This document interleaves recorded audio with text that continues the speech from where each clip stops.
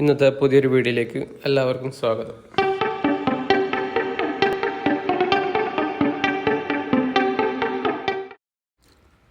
അപ്പോൾ സമയം 9:49 നിഫ്റ്റി ഒരു 50 മിനിറ്റ്സിൻ്റെ ലിക്വിഡിറ്റി എടുത്തതിന് ശേഷം നല്ലൊരു മൂവ്മെൻറ്റും മോളോട്ട് കാണിച്ചിട്ടുണ്ട്.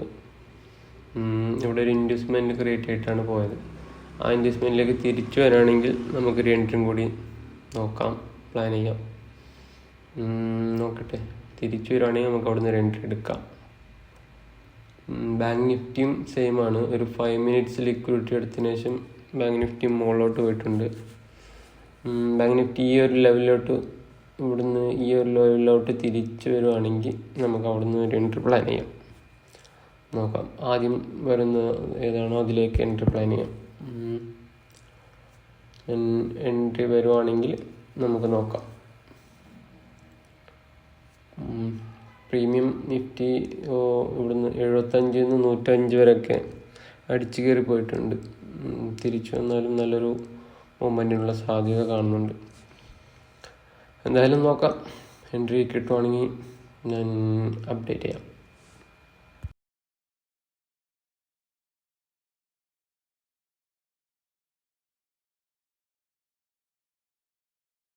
അപ്പോൾ സമയം 10:09 ആയിട്ടുണ്ട്. ഞാൻ നേരത്തെ പ്ലാൻ ചെയ്ത എൻട്രി അതിലോട്ട് നിഫ്റ്റി വന്നില്ല. നിഫ്റ്റി ഡയറക്റ്റ് മുകളിലോട്ട് പോവുകയാണ് ചെയ്തത്. നിഫ്റ്റി മുകളിൽ പോയതിനു ശേഷം ഇന്നത്തെ ഡേ ഹൈ എടുത്തതിന് ശേഷം ചെറിയൊരു ഇൻവെസ്റ്റ്മെൻറ്റ് കാണിച്ചപ്പോൾ ഞാൻ അവിടെ നിന്ന് 2 എടുത്തിട്ടുണ്ടായിരുന്നു.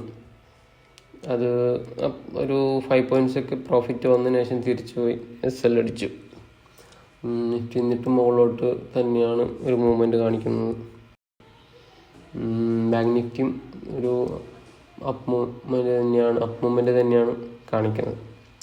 എന്തായാലും എനിക്ക് ഇന്നത്തെ എൻ്റെ ലിമിറ്റായിട്ടുണ്ട്. ഒരു SL അടിച്ചിട്ടുണ്ട്. വേറെ എൻട്രി ഒന്നും ഇതുകൊണ്ട് പ്ലാൻ ചെയ്യുന്നില്ല. Okay guys, by.